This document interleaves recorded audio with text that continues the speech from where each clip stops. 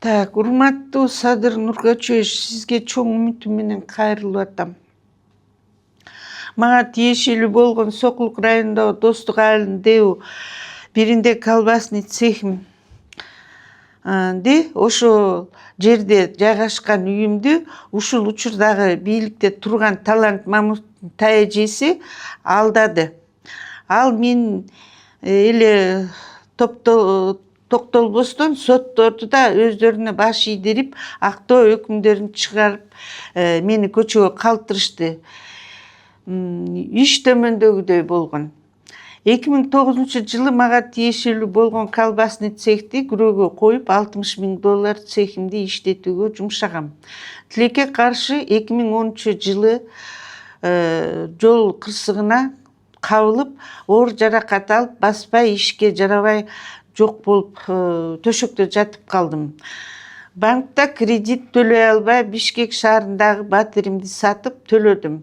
Бирок карызым дагы эле $19,700 калды. Аны жабуу максатында изденип жүрүп, ушу Алдамчы Султанбаева, Куртбердиева, Алым Кулова кезигип калдым.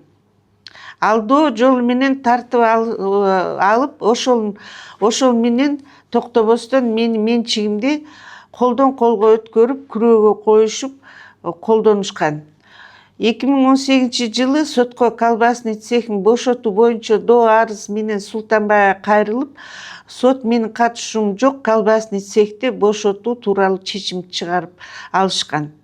Ал эми токтолбостон Султанбаева финполицияга кайрылып, мени Аралбаева колбасный цехти Куртбердиева сатты, өкмөткө налог төлөгөн жок деп жалган билдирүү менен өз убагында финполиция текшерүү жүзүндө 7 мартта 20-жылы Аралбаеванын үстүнөн кылмыш иши курамы жоктугун кыскартылган. Ошол менен эле бирге токтомдо Султанбаева өзүнүн кыймыл аракети менен мени 8,545,000 чыгым келтирген мага аныкталган.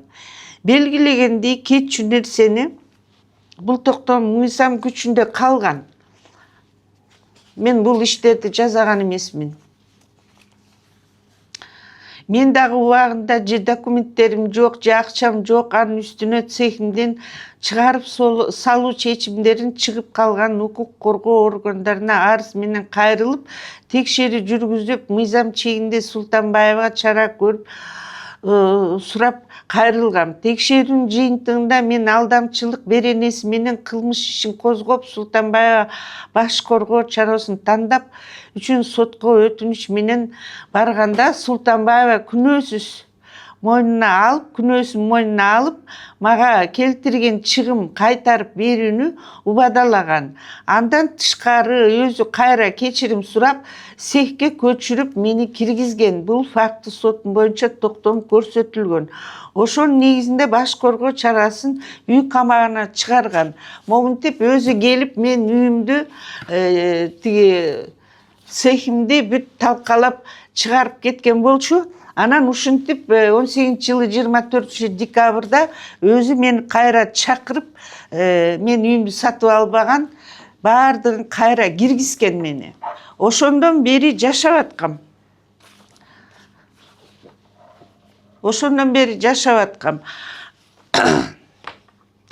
Кылмыш ишин Сокулук районунун Чүй облусунун Сокулук районунун каралып, жыйынтыгында Султанбаеванын актоо өкүмүн чыгарып, албетте бул өкүм менен макул болбостон апелляция, кассация даттануулар менен кайрылгам. Тилекке каршы оң жыйынтык болгон жок. Баардык чечимдердин баары тиркелген, эмеге кайрылгам. Эгерде өкүмдүн негиздөө болгон токтоолору келсек, баарына мени күнөөлүү кылып койгон.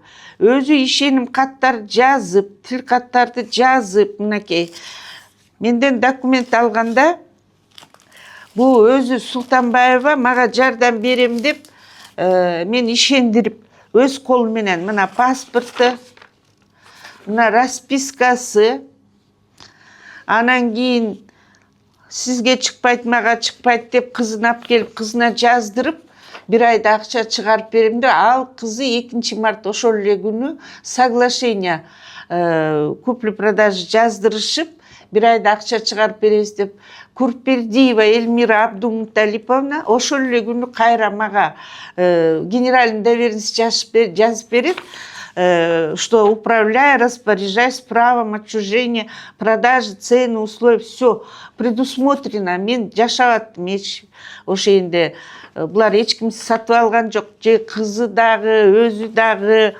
Анан эле 1 айдын ичинде мени 1 ай күтүп тур, акча чыгарып беребиз дешип эле, 1 айдын ичинде подругасына, Султанбаева кошунасына, Алым Куловага жазып тур, 14 апрель.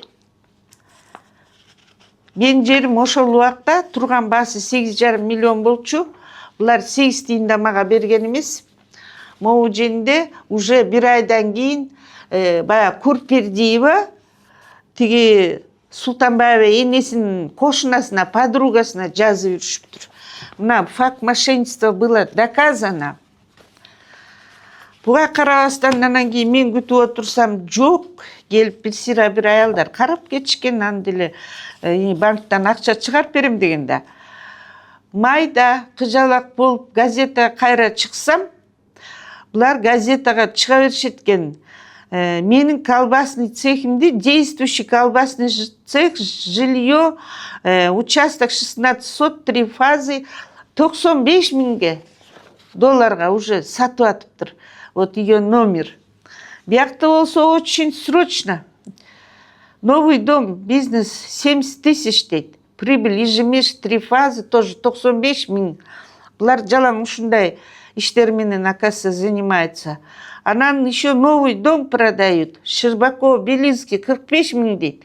Жарымысын ипотека кылып беребиз дейт. Сроком на 2 года дейт. Анан сдаю дейт. Булар ушундай схема менен иштешет экен. Мунун баары 15-жылы мартта, подругасына апрелде, уже майда газетага чыгып, оюндагын оттоп, схеманы составлять этип, ушинтип эле жүрүшүптүр. Анан Султанбаеваны мени 18-жылы августта, 30 август, День независимости города, баягы ППСИнин баарын, ак көйнөктөрдүн баарын кийишип, мен үйүмө келип майрамдашат. Менин баламды камайбыз дейт, мени камайбыз дейт. Үйдөн насильно чыгарышып, анан понитой, менин оокаттарым баары моуреке, эме понитойлорду соттолгон, оттолгон понитойлорду өздөрүнө окшогондорду ичитип алышат экен. Ошентип бу көрсө, мен ал убакта билген эмесмин. Тиги Талант Мамытов жаңы бийлик келгенде көрсө ошонун энесинин сиңдиси экен, тайэжесин сотторго тиги Генеральный прокуратура, Чуйский областной прокуратура бу эже алданып калбайсың, калыптыр, бир жакты эле карабай, биякты деле карап койбойсуңарбы десе, прокурор тиги сот ал убакта Кузьменко деген карап аткан. Твое место там, тияктан чалып атат деп аны ага да жөндөп жооп беришпей, иши кылып бу Султанбаеваны актөө өкүм чыгарып алышкан.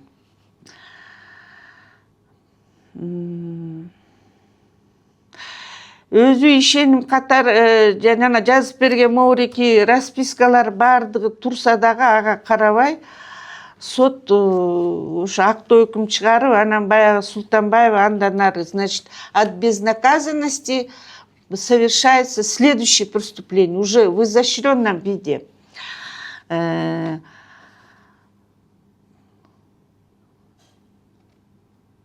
Султанбаева кайрадан менин үстүмө кылмыш иш козгойт. Баягы өзү акталып алып, мен ошондо жашап атам да 4,5 жылдан кийин Сокулук районуна бир күндө иш козгоп, менин үйүмдү басып алды, мени сабады деп эмнеге сыйынат билбейм. Анын баарын мен кылбасам сотко айттым. Мен ал ишти жасаган жокмун, өзү киргизген, мен бир тиын алган жокмун. Бирок соттордун үстүнөн Талант Мамытов чалган экен, карабайт экен, Токо Султанбаеваны актайт экен, мени болсо соттошот экен. 2 ноябрь күнү 22-жылы сот Байсов мени күнөөлүү деп табат. Бирок баягы срок давности деп мени камабайт экен. Ушул уголовный ответственныйден алып коюшат экен. Ошон үчүн ушул алдандым. Баягы апелляция жазганда точка запятойна чейин бир эле сот, значит, мына Кулмурзаев деген, значит, баягыда мера пресечения бул камалганда 18-жылы декабрда камакка алган, 22-декабрда, 24-декабрда 18-жылы домашний арестке чыгып, мен үйгө киргизген, баарын, үйүмдүн баарын, жайымдын баарын кайтарып берди деп. Көрсө, надо было документально, а булар адвокат, 7 адвокатын сатып алды. Анан баягы бу 18-жылдан кийин Сокулга по месту жительства баары 19-жылы Кузьменко прокурор Кенжекулов деген, муну отургузбаш үчүн, баягы убакытты чоюш үчүн неопределенный убакытка судебно-строительный экспертизага жөнөтөт. Муну эмнеге жөнөтөсүңөр? Бу 1 сом турса да, 10 сом турса да мага кайтарып бергиле да, бу сатып алган жок десем болбой, убакыттын баарын чоюп, баягы 21-июнь 19-жылы Кузьменко менен Кенжекулов строительный судебный экспертизага жөнөтөт. Аяктан кайра ыйлап президентке жаловать этип, Совет Безопасностька жаловать этип атып 1 жылдайын алып келсем, 20 эмеге келет Сокулук районуна.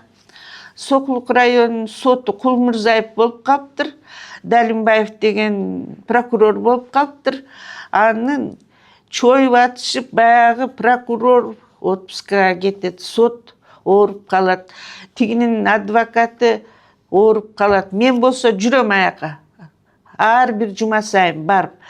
Көрсө Султанбаева ар бир заседанияга, чтоб камакка албаш үчүн төлөйт экен да, ушундай экен булардын эмеси. Ошентип Верховный сотко арыз жазып атып, анан 29 январь 21-жылы Кулмурзаев чечим чыгарат. Баягы муну мындай дешкен да, обман путем завладела чужим имуществом в особо крупном размере деп, муну кылмыш ишин доказывать этип прокурорлор, чүй прокурору, генеральный прокурор анан бу сотко өткөзгөн да. Бу Кулмурзаев болсо ошондой 2 жыл чоюп отуруп, анан 21-жылы мен арыздангандан кийин чечим чыгарып атат. Султанбаева дейт, отсутствие ее действия состава преступления деп актайт дагы, анан двухстандартный бир жака мынтип жазып коюптур өзүнүн өзү сот аныктамага. В соответствии со статьей 188 часть 2 Гражданского кодекса Кыргызской Республики, притворная сделка, то есть сделка, которая совершена с целью прикрытия другой сделки, одной сделки к другой, ничтожна. Бу эмне кылганың деп ыйласам, эже ыйлабаңыз, барыңыз гражданском виде чечип аласыз. Гражданский вид болгондо булар убакыттын баарын кетирди да. Мен адвокатым 1 эмес 2, 3 адвокат болуп атышып, ушу ничтожный сделкага гражданском виде беришпептир. Я как юридически не образован, ошону билбей калыптырмын. Хорошо, анан апелляция жазсак, ушул экини эле точка, запятойна чейин койбой, ошол бойдон Чуйский областной суд, значит, председатель Садырбеков, Жумагулов, Абдрашитов дегендер, мына ушул эле 3 судья мени жанагы налог боюнча, что я не совершала эти действия деп, мени следственный финполиция 20 мартта 7 мартта 20 жылы актап атат, эме кыскартып атат. Ушул эле сот отменге чыгарып, мени күнөөм жок болуп атат. Ушул эле сот Султанбаеваны актайт. Уларды түшүнбөйсүң. Анан кассация бердик. Кассация берип, жанагы зам председатель Верховного суда Эсенканов деген өзүнө кирдим ыйлап. Байке, булар ушундай экен, мен эми ооруп атсам, после аварии 2 тизем жарылган, могу тиштерим баары жарылган, давлением бар, сахарым бар, балдарым менен ушинтип көчөдө каламбы, туура чечим чыгарып бериңиз, туура карап бериңиз деп ыйлап киргем. Бул жерден дагы Эсенканов отурду, уктап отурду. Сот бар. Келзизинова деген сот болсо, бул дагы бул Султанбаеваны актайт. Анан андан кийин мага козгогон иштен Верховный сотко барганда мени да актайт, кайра жөнөтөт новое рассмотрение деп. Анан Верховный соттун прокурору катышпайт. Бул Верховный сот болгондо 13 октябрь 21 жылы баягы Чуйский областной соттогу Кенжетаева прокурор Султанбаеваны күнөөлүү деп таап, буга срок берип атса, сот муну актап салган да укпай. Ошо Кенжетаеваны 1,5 саат, 2 саат күттүрүп процессте, Верховный соттун прокурору катышпай, именно Чуйский областной прокурор Кенжетаеваны алып келишет. 1,5 саат күттүрүштү. Кенжетаева айткан баягы Султанбаева күнөөлүү десе, болбой, бул сот дагы Верховный актайт. Мына ушинтип бул акталып алып, от безнаказанности совершается следующее преступление болот. Бул 18-чи баягы биз эмеге бердик да, уже гражданский делага иск берип атабыз. Иск берсек, бул болсо чуркап барып 8-июнда мага иш козгойт. Что бул Султанбаева Аралбаева дейт, с группой лиц 22 жылы. С группой лиц ее сыном Аралбаевым Нурсултан, дочкой, самовольным путем захватил, поселилась помещение дейт. Мен колбасный цехимди, үйүмдү, жеримди өзүм басып алыптырмын. Султанбаеваны сабап турмун. А бул менти өзү мага кайтарып, ошентип бул мага иш козгогон, буга чейин эме бул иш козгогон жалаң калп да. Бирок бул менин жеримди алгандан кийин, жанагынтип калп жаздырып алгандан кийин, мен тиги сотко берип, менсиз эле тиги Сайрова деген сот бар. Анын секретари Султанбаева болсо бул Алымкуловадан доверенность көтөрүп алып, мени выселенияга берет, үчөө отуруп мени выселить этишет. Андан кийин эле сразу мага айтпастан дебестен мен чалсам, көрсө уже бул 1 айдан кийин чыгарып берем деген да акча. Тиги 19.700 менсиз эле тиги банкка, алма кредитке барып, мен счетума 3-4 транш мен төлөп, менин китебим чыгарып, анан мени чакырып, менин китептеримди алып, расписка монтип баарын жазып берип атат. Андан кийин эле тиги кызынан подругасына оформить этип жүрүп, Толбай банктан алат акча, мага айтпас дебестен без ведома, мага 1 тиын да бербейт. Ана мен Толбай банктан запрос жазап госрегистрге барсам, эже бу деген сизде эмес экен, уже бул бир Алымкулова экен. Алымкулова залогодатель экен, кызы заемщик экен. Ушинтип булар уже акча алып алыптыр. Толбай банкка барып, мен ыйлап, бу менин жерим, мен төлөйүн, мага бергиле десе, мага айтышпайт. Алар Толбай банк их выгнал. Выгнал десе, тиги алма кредитке барып $25,000 алышыптыр. Баягы 15,000 жаап, 10,000 дагы тиги бөлүшөт банкирлер менен. Ал менен баягы төлөбөйт да, булар только алганды билет. 5-чи бу Верховный сот бүтө элек деле 5 октябрь 21 жылы Сокулук район сотуна барат, баягы банк сотко берет. Бу Курпердиева, Алымкулова, Султанбаеваларды берсе, микрокредитный компания Алма кредит. Самаков деген Сокулук район соту банкка өткөзүп берет. Мен бардым. Бу мен жерим, булар алдап алган, булар эчтеке ман колума акча берген эмес. Алданып калдым. Мага графикти бергиле, мен өзүм төлөп чыгарып алайын десем, болбойт. Ошентип Сокулук район соту Самаков 5 октябрь 21 жылы чыгарып атат. Мен болгону цехимди баалап атышат. 2,853,000 сомго банкка өткөзүп берип атат. Мен апелляция жазып, бу гражданский иш биз бердик, сотто иш, бу мен жерим, бу менин жерим, Султанбаев сатып алган эмес, Алымкулова сатып алган эмес деп биз арыз бергенбиз. Аны болсо Верховныйдан каралсын деп Сокулукка келгенче, мен дагы уголовный ишим жүрүп атат да, иши кылып мен жамандаш үчүн дагы уголовный иш козгогон. Ошо менен мен уголовный иште жүрсөм, Боронбаевда, булар 25 майда тиги Чуйскийге барып, баягы биз берген апелляция, что бу китеп меники, бу токтоткула, мунун чечими чыкмайынча тийбегиле, мен чечимим чыккан кийин анан карайсыңар деп жөнөтсө, булар болбойт.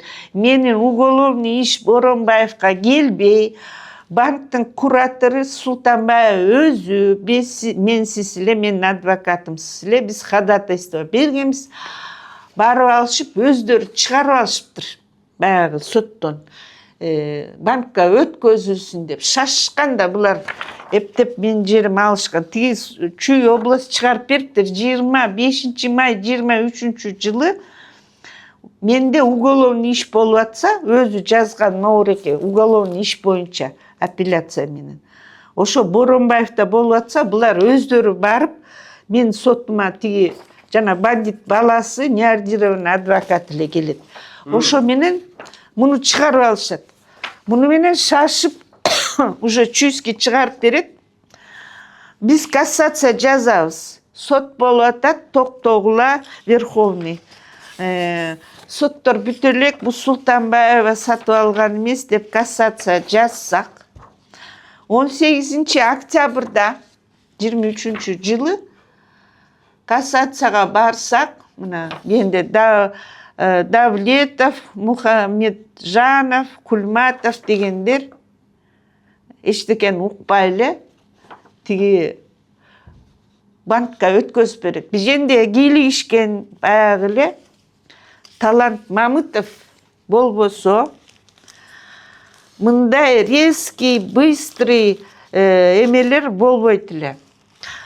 Булар мынакей 18 октябрда банктан чыгарып алып атат, банкка өткөздүрүп, 18 октябрь сот бүттү, Верховныйдан банкка өткөздүрүлдү.